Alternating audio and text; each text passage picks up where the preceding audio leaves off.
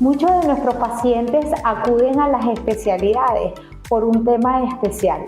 Les voy a decir coloquialmente, los niños trillan los dientes, pero no solamente ocurre en niños, sino también en el adulto, bruxismo. Mi querido doctor Rancés, ¿qué le podemos decir a nuestro pueblo venezolano sobre esta patología?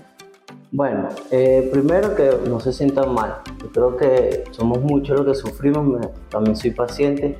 De cada 10 personas, 9 personas aprietan los dientes. ¿Okay?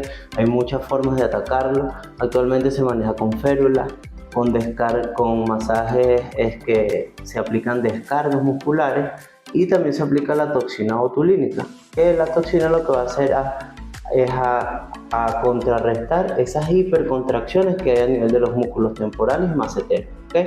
Entonces son muchas las formas de atacar el bruxismo, siempre guiado por tu odontólogo de cabecera que te guíe y te lleve a muchas especialidades, porque sin duda es una patología en donde van a converger todas las especialidades como la ortodoncia, la prótesis, ¿okay?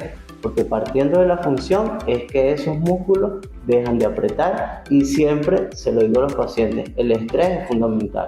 Entonces dejar ese estrés en el trabajo y poder irte a casa lo más relajado posible para que no sufras tanto de esta patología. ¿Okay?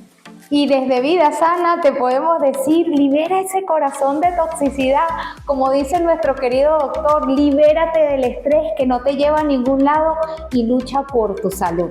La salud, la primera arma del soldado. Seguimos aquí por Vida Sana, siempre llevando el norte a tu salud.